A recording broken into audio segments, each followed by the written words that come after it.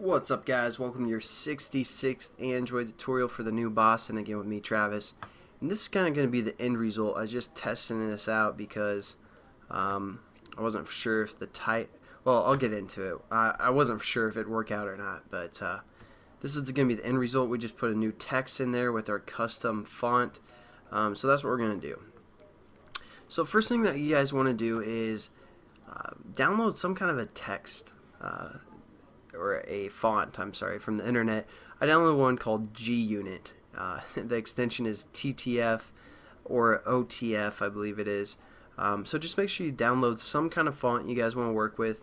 You don't have to, but if you want like some font that you know, is customized, you're gonna want to download that font and then put it in your assets folder. I was trying to think of something that we could do with the assets folder, just simply within our drawable or within this graphics activity. So figured, you know, font's a good way to go. So download that, put it again in your assets folder, which is not in your resource folder, but there we go. Once you have that done, what we want to do is, that's basically going to be called something called a typeface. So we need to do a typeface variable, and we're going to call this variable font. And now we can set up, after we import our typeface, we can set up that reference to our assets folder within the constructor again. So we're going to say font is equal to typeface, referring to the typeface class, dot create from assets, or from asset. And it takes in the asset manager and a string path. So we're going to click this one, create from asset. And basically this asset manager, what it's looking for is basically the context, which again is being passed into the constructor. So we're going to grab that context, and then we're just going to hit dot, and we're going to say get assets. So we're basically getting the assets from the context. It's not a huge deal right there. And then we need to give it a string name, which is basically exactly what our font is called. So we do this in quotations, just like any other time we deal with strings.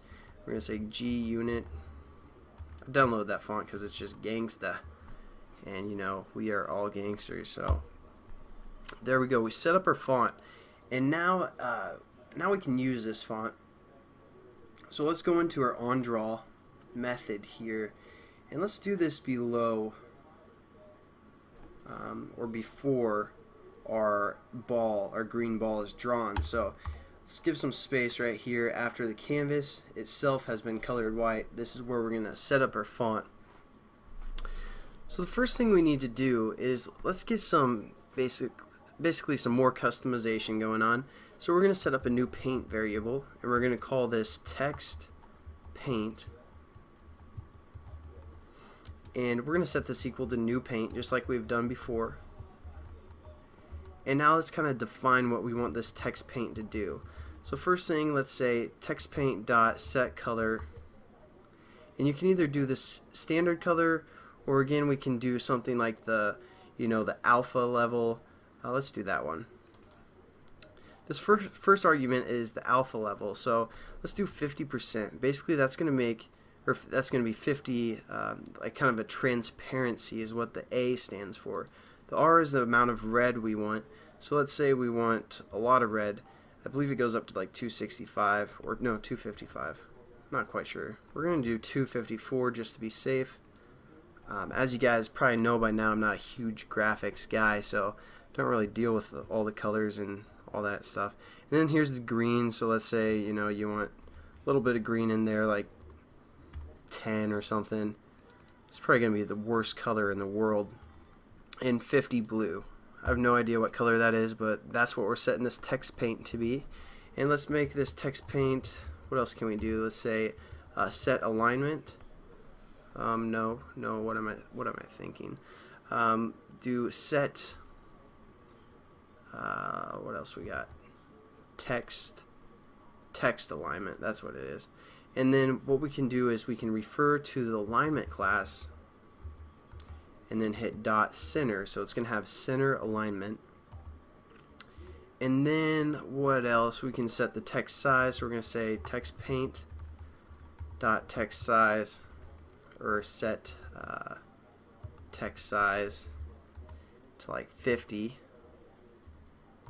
And one other thing we could do, well, no, that's good for now. I don't know how much time we have. Been kind of babbling, it seems. Now all we have to do is basically add this new font to our, our background or our canvas. So that's what we're going to do here. We're going to say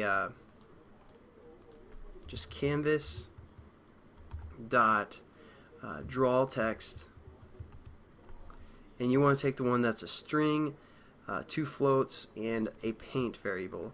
So for a string, this is what we actually want it to say. So we're going to say my bring back, something like that. For the X value, again, since it's center alignment, we just kind of want it in the center of our canvas. So we're going to say canvas dot get width divided by 2. So that's going to give us the center. For the Y, let's do something like 200. And for the paint, this is going to be what we just set up here, so text paint. And that'll give us all that other customization that we just added. So let's save that, and we're basically done with this tutorial. Hopefully it's not too difficult. I mean, just wanted to show you the asset folder, how you can kind of define the paint and then add it to the canvas, even though we kind of worked with that already with the paint variable or the paint class. Oh, it's a pink. Yeah, that's perfect. Pink and blue and green.